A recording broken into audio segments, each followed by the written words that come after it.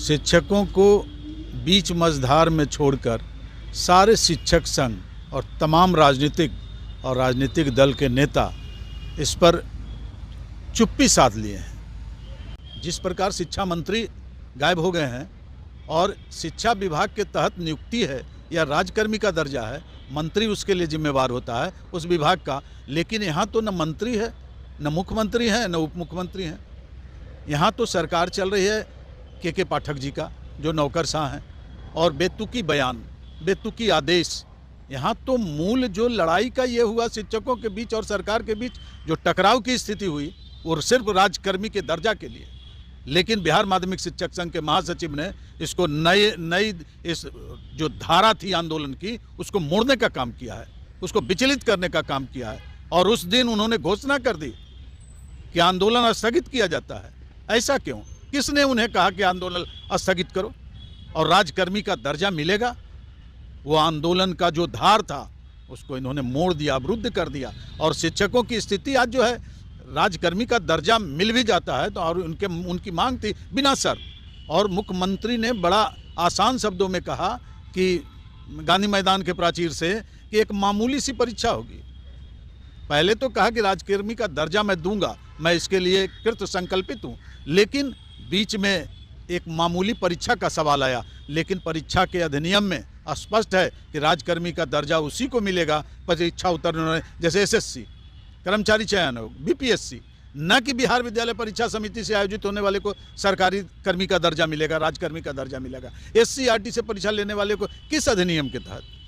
बिल्कुल स्पष्ट, जो गजेटियर से पास हो, जो राज्यपाल के अधीन हो, जो कैबिनेट से पास हो, जिसे राज्य सरकार ने दर्जा दिया हो और जिसकी अनुमति के बिना राजकर्मी का दर्जा देना, ये तो बिल्कुल वादा खिलाफी होगी और अधर में रखने की बात होगी। तो क्या लग रहा है आपके हिसाब से, चूंकि आप भी एक इन सारे मसले पर बात करते आए हैं, क्या लगता है राजकर्मी का दर्जा इन लोगों को नहीं मिलेगा?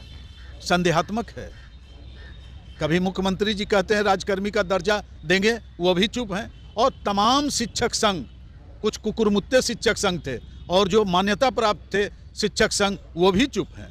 क्या लगता है कि 4.5 लाख के आसपास जो शिक्षक हैं, नियोजित शिक्षक, उन लोगों को झटका लगेगा? उनका भविष्य अधर में है, झटका ही नहीं लगेगा, उनका भविष्य अधर में है। वो 2M दर्जे के शिक्षक के रूप में रहेंगे। और नियोजित शिक्षकों का कोई मुराद है क्या? एक और संघ ने आह्वान किया कि बीपीएससी की परीक्षा मत दो, और एक और अभी चुप हैं। द्वितीय जो सेकंड टर्म का एग्जाम जो बीपीएससी कंडक्ट की, उसमें चुप्पी साध लिए, उसमें कोई आह्वान नहीं किए और शिक्षकों को अधर में लटका दिए। विशेष अध्यापक का दर्जा दिलवा देंगे। इनकी मांग तो 40 वर्षों से मैं देख रहा हूँ, उस संघ में रह के, पदाधिकारी भी उस संघ में रहा, मैं आज अखिल भारतीय शैक्षिक संघ में हूँ, लेकिन माध्यमिक शिक्षक संघ का आजीवन सदस्य भी तो हूँ और उसका मैं राज्य स्टेट काउंसलर हूँ। शिक्षक अब क्या करेंगे? शिक्षक बेचारे बने हुए हैं और इतने जो आदेश आ रहे हैं सरकार की ओर से, नौकरशाहों की ओर से, कि शिक्षक अब शिक्षक नहीं रह गया, वो जॉब ओरिएंटेड एक जॉब करने वाला मामूली कर्मचारी हो गया। सर, आपने अभी कहा है कि कई सारे संघ बने नियोजित शिक्षक को दर्जा, राजकर्मी के दर्जा के लिए, लेकिन अब उन संघ पर को भी चेतावनी दे दी गई है, कोई कुछ नहीं बोल रहे हैं, खुलकर सामने नहीं आ रहे। कई ऐसे शिक्षक नेता थे जो पहले खुलकर अपनी बातों को रखते थे, अब वो कुछ बोल नहीं पा रहे हैं। अब तो देखने को मिल रहा है कि बिहार माध्यमिक शिक्षक संघ के जो पैड थे, जिस पर रजिस्ट्रेशन नंबर लिखा हुआ होता था, वो एनजीओ का था, और अभी जो महासचिव हैं वो पूर्व सांसद का पैड उपयोग कर रहे हैं। और एक आनंद कौशल सिंह कौन है, नए नेता उभरते हुए, वो पूर्व प्रत्याशी शिक्षक प्रतिनिधि करके वो दे रहे हैं, विधान परिषद के पूर्व प्रत्याशी का पैड छपवा के। वाह, क्या संघ है! इससे तो बढ़िया बिहार प्राथमिक शिक्षक संघ है। उन्होंने आह्वान किया है कि मोर्चा लूँगा मैं और सरकार से मैं 2-2 हाथ कर लूँगा। ये आजमाइश करने की बात है, और ये तो सही बात है, शिक्षक अपने बलबूते संघर्ष के आधार पर, अनुशासन के आधार पर आज इस मुकाम पर पहुंचे।